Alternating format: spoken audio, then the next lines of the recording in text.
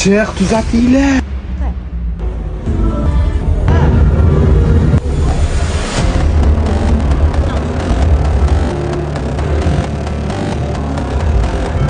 Zanim, meni ham bo'yimdan baland bo'lgan.